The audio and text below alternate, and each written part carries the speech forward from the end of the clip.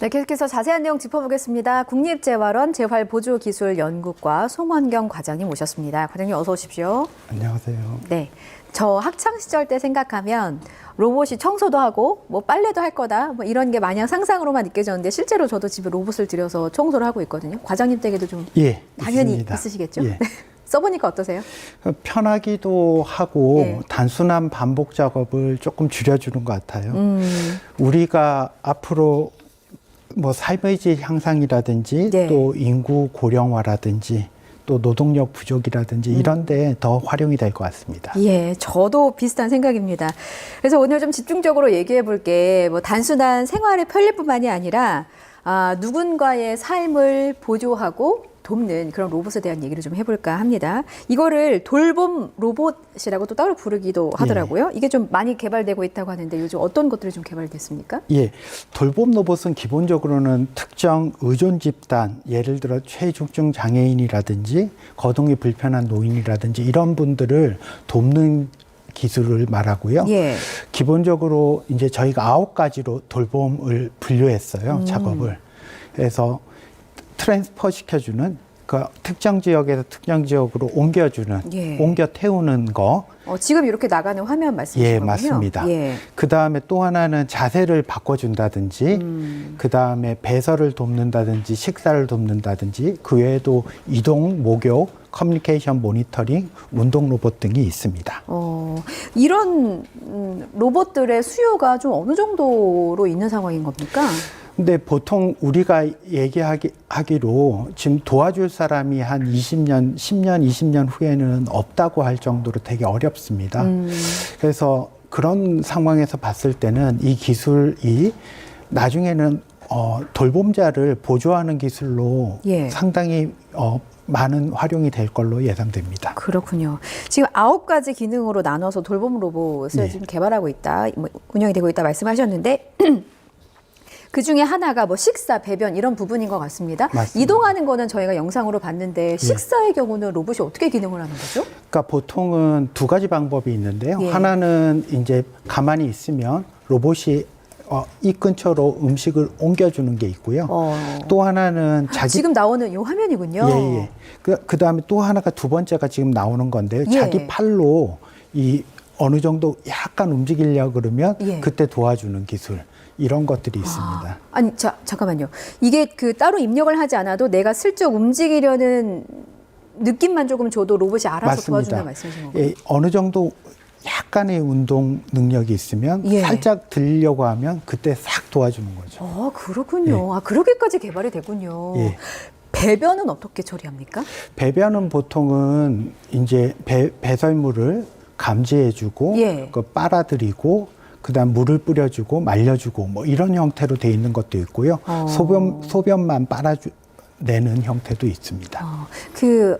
뭔가 이제 그 이물질을 배설물을 흡입하고 말리는 기능까지 보통 우리가 그 화장실에서 쓰는 욕실에서 쓰는 비데의 기능이 좀 더 향상된 거라고 보면 되는 건가요? 예, 그런 방식이죠. 근데 피부가 약간 이렇게 벌겋게 되신 분들, 예. 이런 분들은 야간에 이제 착용하면 굉장히 이제 피부의 문제들, 이런 것들도 해결할 수 있죠. 그렇죠.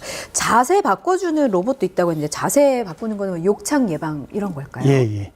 맞습니다. 실제로 보통은 의학적으로는 2시간에 한 번씩 자세를 바꿔주라고 하는데 예. 정말 어려운 일이거든요. 2시간에 한 번씩 옆에서 누가 계속 자다가 옮겨주고 바꿔주고 하기도 어렵고 굉장히 노동력이 많이 드는 작업입니다. 그렇군요. 지금 언급해주신 로봇들을 실제로 사용을 해보니까 현장에서의 반응은 어떤가요? 보통 돌봄 제공자 분들이 시설 같은 경우에는 60세 이상인 분들이 많아요. 예. 그 기술에 대해서 익숙하지도 않고 해서 초기에 진입 장벽을 경험합니다. 하지만 매뉴얼 진입 장벽이라고 하시면 이렇게 사용하는데 어려움을 예, 말씀하시는 우리가 건가요? 스마트폰 처음 사용하면 예.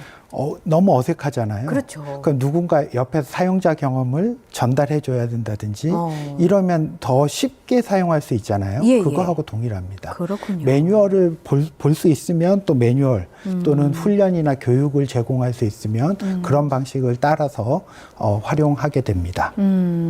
혹시 옆에서 뭐 기계 조작이라든가 이런 거를 좀 도와줘야 하는 보조하는 인력이 필수로 있어야 되는 건가요, 옆에? 그러니까 기본적으로는 돌봄 로봇 개념이 예. 사람은 없고 로봇만 도와준다는 것보다는 예. 기본적으로 돌봄자, 그러니까 케어기버를 도와주는 기술이다. 도와주는 기술이라는 그런 관점에서 봤을 때는 사람이 근처에 있다던가 어떤 일을 할 때 2명이 하던 일을 혼자서 할 수 있게 해준다든지 아니면 급한 일이 있으면 로봇이 뭐 큰일 났어요 또는 뭐 급한 일이 있습니다 하면서 예. 불러주는 거 이런 것들이 필요합니다. 그렇군요.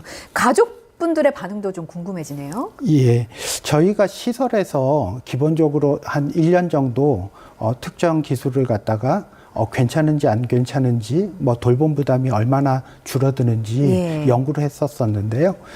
한 20에서 30% 정도 돌봄 부담 경감이 된다고 합니다. 단 처음에 사용할 때는 너무 어렵대요. 아, 처음 사용이 예, 어렵다. 근데 1주나 2주 정도 사용하면 예. 이거 쓸만하네? 이런 식의 의견이 나온다고 합니다. 그러면 그 1, 2주 동안에 가족분들 그리고 환자분들에게 좀 구동 방법을 교육을 한다면 훨씬 더 수월하게 좀 이용할 수 있겠네요. 맞습니다. 예. 교육과 훈련이 된 다음에 본인이 또 체득하는 예. 그런 과정을 거쳐서 사용 그 유용성들이 올라가게 됩니다. 그렇군요. 과장님께서 말씀해 주실 때 뭐 여러 가지 유형을 나눴고 이런 부분들이 환자들을 돌보는데 정말 필요하지만 사람만큼 정교하지는 않잖아요. 예. 사실 이렇게 욕창의 경우도 특정 부에 생기는 게 아니라 어느 부에도 다 생길 수 있는 예. 거고 여러 가지 좀 돌봄 상황이 필요할 수 있는데 이런 부분들은 좀 어떻게 보완이 돼야 될까요? 그러니까 결국은 로봇은 사람이 사용하는 도구입니다. 예. 그래서 아주 정교한 작업은 사람이 직접 하고 또 필요한 단순한 반복적인 작업은 로봇이 하는 그런 형태를 띠고 있습니다. 하지만 아마 한 20년, 30년 후에는 로봇이나 사람 한 명이나 이렇게 비슷한 역할을 할 거라고 그 예측하는 분도 있긴 합니다. 그렇군요. 예. 가는 과정 중에 있는 상황인 거니까요. 앞서 영상에서 보면은 그 돌봄뿐만이 아니라 어르신들이 좀 많이 느끼는 고독함, 예. 외로움을 또 보완을 해주는 로봇들도 있다고 들었거든요. 예, 예. 그러니까 뭐 말벗이 되어주는 겁니까? 예. 보통은 대화를 해준다든지 일정 상호작용을 도와주면서 예. 뭔가 감성적인 것들도 지원을 하고 또 외로움도 해소할 수 있게 해주는 기술 있습니다. 특히 약 복용 같은 것들 깜빡깜빡 하잖아요. 내가 아침에 약 먹었는지 예. 뭐 이럴 때는 약 드세요 이제 안내를 해준다 그러면 깜빡 까먹는 것들 이런 것들을 줄어들게 할 수 있죠. 보통 이제 자식들은 부모님들 외로우실까봐 반려견, 반려묘 이런 좀 반려동물들을 많이 이렇게 좀 함께 지내시라고 권고하긴 하는데 반려 로봇 같은 것도 있다면서요? 예, 맞습니다. 뭔가 인형 형태로 돼 있다든지 로봇 같이 귀여운 인형 같은 형태, 뭐 껴안는 인형, 뭐 이런 형태로 돼 있는 것들이 있고요. 이런 기술들이 결국에는 우리 그 외로움이라든지 아니면 고립감 뭐 이런 것들을 해소하는데 일부 도움이 될 수는 있습니다. 그렇군요. 또 하나의 한 축이 돌봄 외에 바로 재활입니다. 장애가 있는 분들에게 사용이 되는데 지금 재활 로봇 하면 보통 팔이나 혹은 다리, 신체 기능을 일부 상실한 분들을 좀 도와주는 기능이라고 생각하고 있는데 어느 정도로 좀 개발이 됐습니까? 예, 저희 그 재활 로봇 쪽은 이 생긴 지가 분야가 예. 결국 한 20년 정도밖에 안 되고요. 특히 스위스라든지 미국 쪽에서 시작을 했고 예. 우리나라에도 10년 전부터 연구 개발이라든지 활용이 더 증가하고 있습니다. 기본적으로는 뇌졸중, 혈관이 막히거나 아니면 터진 분들, 예. 아니면 척수 손상, 목뼈가 부러진 분들, 뭐 이런 분들이 사회로 복귀하기 위해서는 여러 가지 훈련을 해야 되거든요. 그 훈련을 돕는, 그 훈련에서 사회로 복귀할 수 있는 그런 기술이 되겠습니다. 지금 화면에 과장님 뭐라고 할까요? 등 척추부터 골반, 다리까지 연결된 기기를 착용하고 있는데 설명이 좀 필요할 것 같습니다. 예. 저 로봇은 기본적으로는 필요할 때 필요한 힘만큼을 도와주는 예. 다리에 착용하는 외골격 로봇이에요. 예. 저 기술은 국내외적으로도 보기 어려울 정도로 그 지면에서 걷는 로봇 중에서는 예. 최고의 기술력을 가지고 있습니다. 그럼 조종은 어떻게 하나요? 보통은 이게 움직이려고 하는 것들을 다리에 있는 센서가 있어서 약간 움직이려고 그러면 로봇이 더 많은 힘을 가해주는 예. 또 약간 쓰려고 하면 또 로봇이 더 많은 힘을 가해줘서 쓰는 그런 기술을 가지고 있습니다. 필요할 때 필요한 만큼의 힘을 도와주는 거죠. 뭐 보통 넛지 뭐 이렇게도 표현들 하시는데 맞습니다. 살짝만 움직여도 맞습니다. 요만큼만 해도 요만큼 움직일 수 있게 해주는 맞습니다. 예, 그런 기능이군요. 근데 실제로는 중요한 게 이 지면에서 서 있으려 그러면 균형이라든지 이런 것들이 필요하기 때문에 예. 훈련을 하긴 해야 됩니다. 그렇군요. 지금 나가는 거는 이것도 뭐 어떤 재활 로봇의 예, 일종입니까? 맞습니다. 저거는 상지의 그 팔에 예. 위치를 갖다가 특정 지점에서 특정 지점으로 계속 왔다 갔다 하는 건데요. 저거를 갖다 뭐 480번, 960번 특정 한 30분에서 1시간 사이에 하게 됩니다. 예. 그러면서 뇌가 점점 움직였던 기능들, 예전의 기억들을 찾아가는 거죠. 그렇군요. 여러 가지 로봇들에 대해서 설명을 해주셨는데 과장님이 이제 실제로 다양한 로봇을 접하면서 와, 이 제품은 정말 획기적이다라고 생각했던 게 혹시 있을까요? 입을 수 있는 외골격 로봇들 참 신기하고요. 또 뇌의 신호를 받아가지고 움직일 수 있는 로봇, 뭐 이런 것들도 되게 임팩트가 있는 것 같습니다. 뇌 신호를 어떻게 받습니까? 어떻게 연결을 하죠? 보통 예. 뇌 신호를 받는 방법은 예. 아주 작은 신호를 갖다가 전극을 넣어가지고 전극을 붙여가지고 예. 신호를 얻는 방법이 있고요. 또 머릿속에 넣는 방법도 있고 또 머릿속에 넣기는 곤란하니까 예. 빨간색 불빛을 갖다가 조사해가지고 돌아오는 빛의 양을 갖다 측정하기도 합니다. 야, 정말 놀랍습니다. 그런데 가장 중요한 질문을 해야 될 것 같아요. 결국에는 다 돈 아니겠습니까? 예. 이게 비용 문제가 해결이 돼야 두루두루 많은 도움이 필요한 사람들이 쓸 수 있을 것 같은데 예. 이게 비용이 만만치 않을 것 같아요. 맞아요. 예. 대량 생산이라든지 기술의 발전 뭐 이런 것들도 중요하지만 예. 기본적으로는 지원 제도라든지 이런 것들이 중요하고요. 예. 특히 보험의 지원을 받는다든지 이런 것들이 시장의 승패를 좌우하게 됩니다.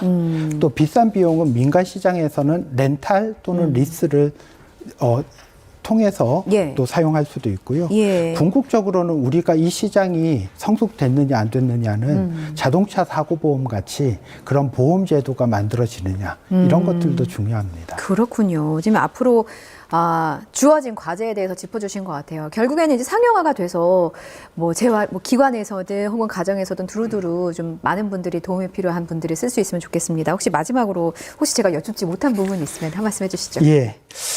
저희가 여러 가지 기술들이 있습니다. 네. 근데 이 기술을 기본적으로 계속 지속적으로 개선하는 것들이 필요하고요.